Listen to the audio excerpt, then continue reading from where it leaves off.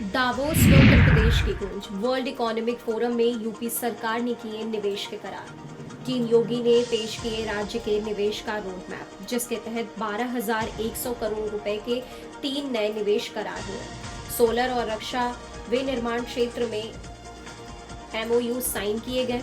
Solar energy क्षेत्र में 10,500 करोड़ रुपए का निवेश होगा, जिसमें इनॉक्स जीएफएल समूह के साथ एमओयू हुआ है। इसके तहत 2 गीगावाट सौर ऊर्जा यूनिट और 3 गीगावाट सोलर मॉड्यूल यूनिट स्थापित की जाएगी। वहीं ईवी सेक्टर में 1,100 करोड़ रुपए का एएमयू हुआ है। इसके अलावा रक्षा विनिर्माण में 500 करोड़ रुपए का निवेश होगा। पीठासीन अधिकारियों के सम्मेलन के समापन कार्यक्रम में शामिल हुए सीएम योगी। इस मौके पर मुख्यमंत्री योगी आदित्यनाथ ने अपने संबोधन में कहा कि हमें लोकतंत्र को मजबूत करना होगा। इस कार्यक्रम में लोकसभा अध्यक्ष ओम बिरला, सभी राज्यों के पीठासीन अधिकारी और विधानसभा अध्यक्ष सतीश महाना समेत कई बड़े पदाधिकारी उपस्थित थे। सपा अध्यक्ष अखिलेश यादव का बयान। उन्होंने कहा, जितने भी साधु संत हैं वो हमारी शोभा है। सपा अध्यक्ष ने बीजेपी पर निशाना साधते हुए कहा कि भाजपा सनातन धर्म की परंपरा को तोड़ रही है। बीजेपी के हिसाब से काम नहीं करने पर नोटिस मिलते हैं और फिर ईडी या सीबीआई की तफ्तीश होती है। अधिकारी शंकराचार्य से सर्टिफिकेट मांग रहे हैं, जो कि सनातन धर्म का बड़ा अपमान है। शंकराचार्य जी से आशीर्वाद लेकर वे जन सेवा करेंगे। स्वामी अविमुक्तेश्वरानंद पर बोले कैबिनेट मंत्री संजय निषाद। कहा कि संत तो पैदल भी जाते हैं, इसलिए अविमुक्तेश्वरानंद को जिद नहीं करनी चाहिए। साथ ही उन्होंने आगे कहा, प्रशासन को भी जिद नहीं करनी चाहिए। मऊ में विधायक अब्बास अंसारी पर आचार्य संहिता उल्लंघन के आरोप तय। यह मामला 12 फरवरी 2022 को दर्ज हुआ था, जब चुनाव प्रचार के दौरान आचार्य संहिता का उल्लंघन हुआ था। तत्कालीन दक्षिण टोला थानाध्यक्ष ने इस मामले में केस दर्ज कराया था। ब्रजेश पाठक पर समाजवादी पार्टी का बड़ा हमला। कहा, अगर मुस्लिम समाज सपा को छोड़ दे तो समाजवादी पार्टी के 2% की पार्टी रह जाएगी। वहीं ब्रजेश पाठक ने आरोप लगाया कि सपा मुसलमानों को डराकर वोट ले रही है और कभी विकास का वोट नहीं मांगा। समाजवादी पार्टी ने सिर्फ गुंडागर्दी की है और मकान दुकान पर कब्जा किया है। सपा सरकार में गुंडे गाड़ियों में बंदूक भरकर चलते थे।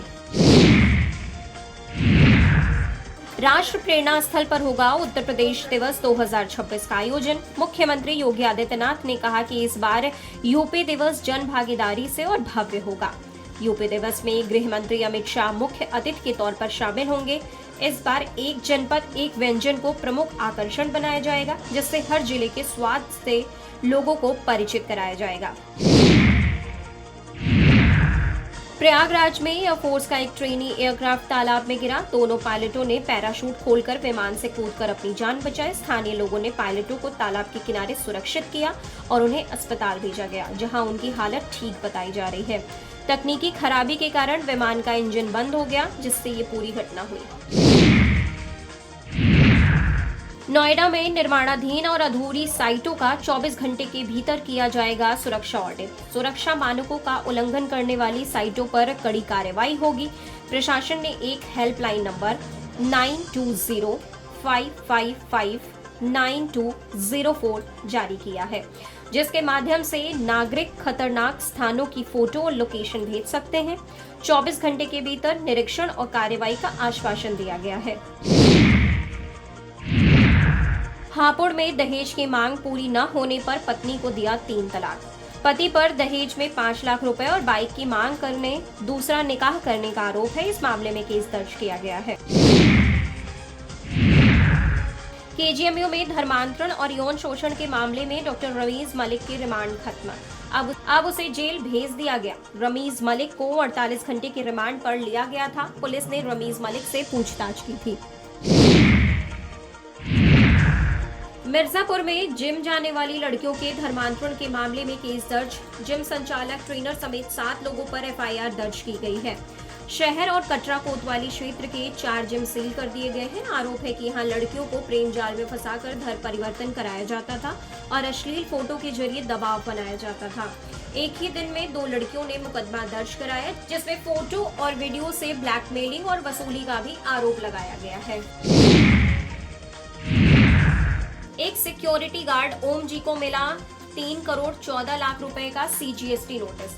गार्ड की सैलरी केवल 10,000 रुपए थी, लेकिन नोटिस में उनके नाम पर कपड़े के व्यापार का टर्नओवर 17 करोड़ 47 लाख रुपए का कारोबार दिखाया गया है।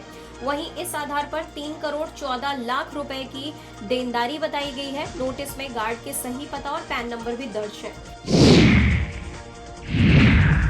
संभल हिंसा के मास्टरमाइंड शारिक साठा की संपत्ति कुर्की के दौरान मौके पर SP के बिश्नोई मौजूद थे।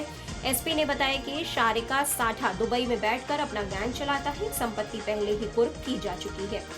शारिक साठा के खिलाफ रेड कॉर्नर नोटिस भी जारी किया गया है। उसे दुबई से लाने का प्रयास किया जा रहा है। आज करोड़ों रुपए की कीमत वाला मकान भी सील किया गया है। उन्नाव में गैंगरेप पीड़िता को आरोपियों ने दी है धमकी। पीड़िता का आरोप है कि पुलिस गिरफ्तारी में लापरवाही कर रही है। आरोपियों ने उसे समझौता न करने पर एसिड अटैक की धमकी भी दी। इस पर पीड़िता ने SP को एक प्रार्थना पत्र दिया। नोएडा घटना पर CM योगी ने दिया सख्त कार्रवाई के आदेश। मुख्यमंत्री के निर्देश पर SIT जांच जारी। SIT को 5 दिन में विस्तृत रिपोर्ट सौंपने के निर्देश दिए गए हैं। मानकों के उल्लंघन पर रियल एस्टेट कंपनियों के खिलाफ FIR दर्ज की गई है, जिसमें एमसिड, विश टाउन और लोटस ग्रीन शामिल हैं। अयोध्या में राम मंदिर ट्रस्ट के अध्यक्ष महंत नृत्य गोपाल दास की तबीयत बिगड़ी। उनकी हालत बिगड़ने के बाद उन्हें लखनऊ के वेदांता हॉस्पिटल रेफर किया गया है। उनके उत्तराधिकारी महंत कमल नयन भी उनके साथ रहे।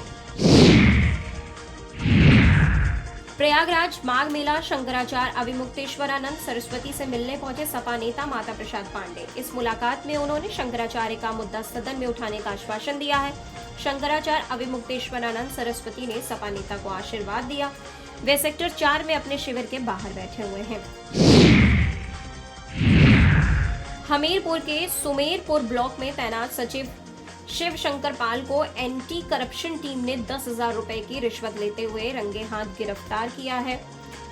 सचिव ने ग्राम प्रधान प्रतिनिधि से CC निर्माण के भुगतान के एवज में रिश्वत मांगी थी। ग्राम प्रधान प्रतिनिधि की शिकायत के बाद एंटी करप्शन टीम ने कार्रवाई की और सचिव को भ्रष्टाचार के आरोप में गिरफ्तार कर लिया। कौशाम्बी में फर्जी दरोगा बनकर ठगी करने वाले 3 आरोपियों को गिरफ्तार किया गया। आरोपी फोन पर खुद को राजीव यादव बताता था और लड़की बरामद करने के बदले ऑनलाइन 50,000 रुपए की मांग करता था। आरोपी UPCOP ऐप के जरिए गुम लड़कियों की FIR निकालते थे। इस मामले में 25 अक्टूबर को सैनी थाना में FIR दर्ज हुई थी। पुलिस ने दीपेंद्र यादव, प्रदीप और अजय को गिरफ्तार किया है।